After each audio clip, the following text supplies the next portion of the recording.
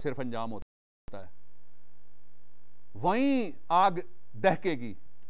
دنیا میں لوگ اپنے گھروں میں بھی آگ لگا لیتے ہیں، لوگ اپنی زبانوں سے محبتوں کے پھول برسانے کے بجائے انگارے بھی برسا سکتے ہیں، لوگ ڈریگن کی طرح آگ پھینک سکتے ہیں، جدھر جائیں گے تباہی مچاتے جائیں گے۔ اور ایسے بھی ہیں جن کو اللہ رب العزت نے وہ چھوٹی سی چڑیا بنایا ہے جو نارے نمرود بجھانے کے لیے اپنی چونچ میں پانی لاتی تھی، کر وہ کچھ نہیں سکی، نیت کا اظہار اس نے کر دیا کہ میں اس آگ کو بجھانا چاہتی ہوں۔ ہمارا بھی فرض یہ ہے کہ جس دور میں ہم جی رہے ہیں، جہاں کوئی آگ لگانے والا آتش فشاں ہم دیکھیں، اس کو بجھانے کی اپنی سی کوشش کریں، اس لیے کہ ہم سے صرف اپنے بارے میں پوچھا جائے گا، سب کے بارے میں بالکل نہیں پوچھا جائے گا، اور اپنے بارے میں ہم بچ نہیں سکیں گے، سب کے ہم ذمہ دار کوئی نہیں ہے، ٹھیکہ کوئی نہیں ہے کسی دوسرے کا۔ اپنا ٹھیکہ ضرور ہے کہ اللہ رب العزت کے سامنے جب کھڑے ہوں گے تو سوال میرے اعمال کا مجھ سے ہوگا، میرے پڑوسیوں کے اعمال کا سوال مجھ سے نہیں ہوگا، میرے ماں باپ کا، میرے بچوں کے اعمال کا سوال مجھ سے نہیں ہوگا۔ من یعمل مثقال ذرۃ خیر یرہ، جس سے مراد ایک انڈیویجول، جسٹ ون پرسن، جس نے ٹھیک کیا اس کو ٹھیک ملے گا، اور جس نے غلط کیا اس کو غلط ملے گا۔ اس احساس کو عام کرنے کی ضرورت ہے۔ میں سمجھتا ہوں یہ درد کا رشتہ ہے امت واحدہ کے درمیان۔ درد کا رشتہ کیا ہے؟ کوئی گر رہا ہے اس کو بچانا ضروری ہے، کوئی جل رہا ہے اس کی آگ بجھانا ضروری ہے، کوئی مر رہا ہے اس کو بچانا، زندگی کی طرف اس کو لوٹانا ضروری ہے، اس کی دستگیری کرنا، اس کی رہنمائی کرنا، اس کا ہاتھ پکڑنا، اس کو درمیانی راستے کی طرف، امت واحدہ کی طرف لوٹ کے آنے کے لیے کہنا، یہ بہت ضروری ہے۔ آگے ارشاد فرمایا اللہ رب العزت نے، دیکھیں یہ صرف حضرت نوح علیہ السلام کے لیے نہیں، پھر ساتھ ارشاد فرماتے ہیں اور جو بدریہ وحی ہم نے تیری طرف بھیج دی، اے محمد رسول اللہ صلی اللہ علیہ وسلم، یہ جو آپ کی طرف آیا ہے اس کو پچھلی ورس کے حصے سے کو ریلیٹ کرتے ہیں، یہ تو وہ ہے جو نوح کے لیے بھی آیا تھا۔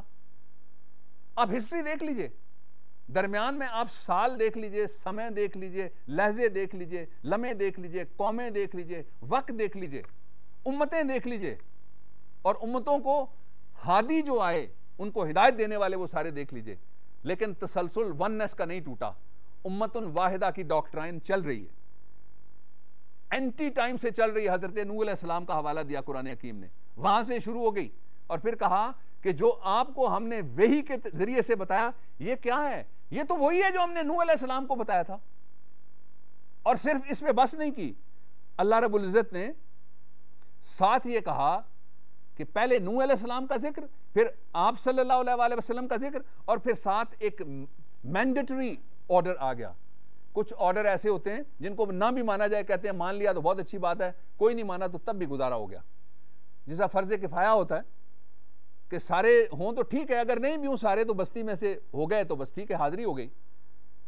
لیکن کچھ ایسے احکامات ہوتے ہیں جو انڈیویجولائزڈ ہوتے ہیں، کچھ ایسے ہوتے ہیں جو مینڈیٹڈ ہوتے ہیں، ان سے بچا نہیں جا سکتا، ان کو ٹالا نہیں جا سکتا۔ یہ لا کی بھی تقسیم یہی ہے، کچھ ڈسکریشنری لاز اور کچھ مینڈیٹری لاز۔ جہاں ڈسکریشن ہے وہاں لفظ آتا ہے میں، کہ کریں یا نہ کریں، عدالت چھوڑے یا نہ چھوڑے، ملزم یہ ثابت کرے یا نہ کرے، مدعی یہ ثابت کرے یا نہ کرے، گواہ یہ کہے یا نہ کہے، کراس ایگزامینیشن ہو یا نہ ہو، ایک پہلو یہ۔ دوسرا مینڈیٹڈ، وہاں میں کا لفظ استعمال نہیں ہوتا، شیل، لازماً، بالتاکید، ہر حال میں، کوئی مفر نہیں، کوئی راستہ نہیں، کوئی بچت نہیں، ایک۔ اور ارشاد کیا ہے؟ اور جس کا تاکیدی حکم ہم نے ابراہیم اور موسیٰ اور عیسیٰ علیہ السلام کو بھی دیا۔ اب یہ رشتہ کہاں جا کے جڑتا ہے؟ حضرت ابراہیم صلی اللہ علیہ وسلم کو پہلے فرمایا، نوح کو جو بتایا وہ آپ کے اوپر ہم نے بھیج دیا وحی کے ذریعے، پھر فرمایا کہ یہ ہم نے ابراہیم، موسیٰ اور عیسیٰ علیہ السلام کو بھی یہی ارشاد فرمایا تھا۔ اور ارشاد کیا ہے یہاں جو پہلو ہے وہ یہ ہے کہ اس دین کو قائم رکھنا اور اس میں پھوٹ نہ ڈالنا۔ یہ جو وننس کی ڈاکٹرائن ہے، یہ امت واحدہ کا جو کانسیپٹ ہے، یہ تفرقہ بازی کی جو ممانعت ہے، یہ تقسیم سے جو روکا گیا ہے، یہ فرقہ بندی سے جو روکا گیا ہے، یہ کوئی نئی بات نہیں ہے۔ قرآن کہتا ہے یہ تو ہم نے نوح کو بھی کہا، یہ تو ہم نے ابراہیم کو بھی کہا، یہ تو ہم نے عیسیٰ کو بھی کہا، یہ تو ہم نے موسیٰ کو بھی کہا۔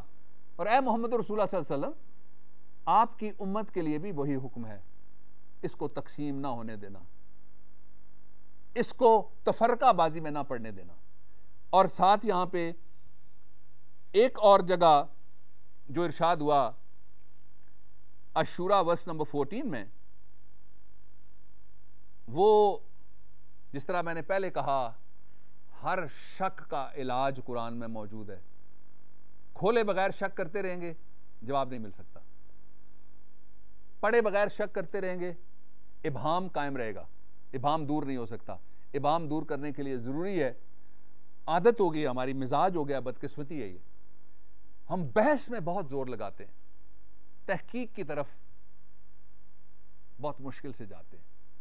کسی کو کہا جائے آپ اتنی بحث آپ نے کی، یہاں سے کھول کے مجھے بتا دیجئے جو ارشادات آپ فرما رہے ہیں یہ کوئی اللہ رب العزت نے کس جگہ ارشادات فرمائے، یہ کوئی حدیث شریف میں کہاں آیا، یہ آپ ارشاد فرما دیجئے گا۔ وہ کتابیں کوٹ کریں گے اور کتابیں کوٹ کریں گے، بنیاد کی طرف نہیں جائیں گے۔ وہ کہیں گے فلاں سے میں نے پڑھا تھا، وہ کہیں گے جی فلاں جگہ ایک لکھا ہوا تھا، اخبار میں نے دیکھا تھا، فلاں ایک میں نے پمفلٹ دیکھا تھا، فلاں رسالے میں نے یہ دیکھا تھا، فلاں کتابچے میں نے یہ دیکھا تھا، فلاں میزر نامے میں نے دیکھا تھا، فلاں لیکچر میں نے سنا تھا، فلاں جگہ خطاب میں نے سنا تھا، میں نے یہ درس میں نے یہ سنا تھا۔ وہ کوٹ نہیں کریں گے، اور اس کا سبب ہے، اس سبب کو دور کرنے کی ضرورت ہے۔ یہ تحقیق کا دور ہے بھائی، مقابلے کا دور ہے۔ اب تو آپ سوال کرتے ہیں، نیٹ پہ بیٹھ کے کرتے ہیں، اخبار میں کرتے ہیں، آپ کو جواب وہ کہتے ہیں حوالہ بتا دو جی، کہاں سے آپ بول رہے ہو، بتا دو کہاں سے بول رہے ہو آپ۔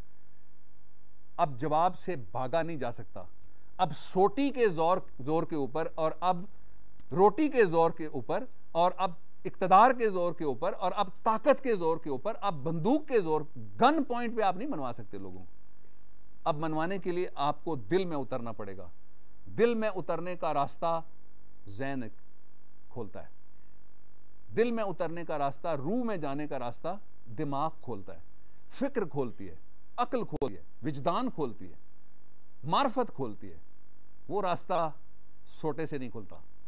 اور اس لیے جو سمجھنے والی بات ہے یہاں کہ شک کا علاج کرنے کے لیے پہلے قرآن کھولنا ضروری ہے۔ اور یہ میں نہیں کہتا، یہ قرآن حکیم خود ارشاد فرماتا ہے۔ اللہ رب العزت نے الشورى ورس نمبر 14 میں جو آج کی حالات کی تصویر کشی کر دی ہے، آپ دیکھیے کہ 1400 سال پہلے آنے والی جو سچی کتاب ہے اس میں آج کے حالات کی بھی تصویر کشی موجود ہے، صرف کھول کے دیکھنے کی ضرورت ہے۔ اور تصویر کشی کیسے؟ الشورى ورس نمبر 14 میں ارشاد ہوتا ہے ان لوگوں نے اپنے پاس علم آ جانے کے بعد ہی اختلاف کیا، اور وہ بھی باہمی ضد اور بحث سے۔ جو میں نے کہا وہ میرا نہیں تھا، وہ تو قرآن تھا، میں اس کو سلیس کر رہا تھا، آسان کر رہا تھا تفہیم کے لیے، سمجھانے کے لیے اور سمجھنے کے لیے۔ قرآن کہتا ہے ان لوگوں نے اپنے پاس علم، اور علم کیا ہے؟ اللہ رب العزت کی آخری رسالت کے ذریعے آخری کتاب کا علم یہ آ گیا۔ اس کے بعد انہوں نے یہ ساری تفرقہ بازی کیسے ہوئی؟ دو پوائنٹرز آپ کو ملتے ہیں، لٹمس ٹیسٹ دو آپ کو ملتے ہیں، ضد اور باہمی بحث۔ میں نے کہہ دیا نا، اس لیے اب میں نہیں مانوں گا، میں بے شک غلط ہوں، میں نے جو کہا ہے میری بات مان جاؤ بھائی، کہنے والا میں ہوں۔ آپ دیکھتے ہیں یہ تحکم آپ کو یہ گفتگوؤں میں بھی ملے گا، آپ کو یہ تقریروں میں بھی ملے گا، آپ کو یہ خطبوں میں بھی ملے گا، آپ کو یہ بحثوں میں بھی ملے گا، مناظروں میں، مجادلوں میں، مبارزوں میں، آپ کو مباحثوں میں یہ بات ملے گی، لیکچرز میں بھی آپ کو یہ بات میں نے کہہ دیا آپ میری بات مان جائیں۔ بچہ چیخ رہا ہے کہ ماسٹر جی یہ آپ نے غلط کہا ہے، آپ نے کتاب نہیں دیکھی، وہ کہتا ہے میں نے کہہ دیا، میں وڈا یا تو، مجھے زیادہ پتا ہے یا تمہیں زیادہ پتا ہے، ایک پہلو۔ اور دوسرا، بولنے والا بے تکان بولے گا، اپنی مرضی سے بولے گا، اٹھ کے چلا جائے گا، سوال ہی کوئی نہیں، کنفرنٹیشن ہی کوئی نہیں، پوچھنے والا ہی کوئی نہیں ہے، ساری کارروائی یک طرفہ ہے۔ اسی لیے اس کی تاثیر آپ دیکھ لیجئے آپ کے سامنے ہے کہ جتنا بولا جاتا ہے اس کا اثر کتنا ہے، جتنا کہا جاتا ہے اس پہ عمل کتنا ہے۔ اس کا سبب قرآن بتا رہا ہے ہمیں، وہ کیا کہتے ہیں؟ اور علم آ جانے کے بعد انہوں نے اختلاف کیا، اور وہ بھی باہمی ضد اور بحث سے۔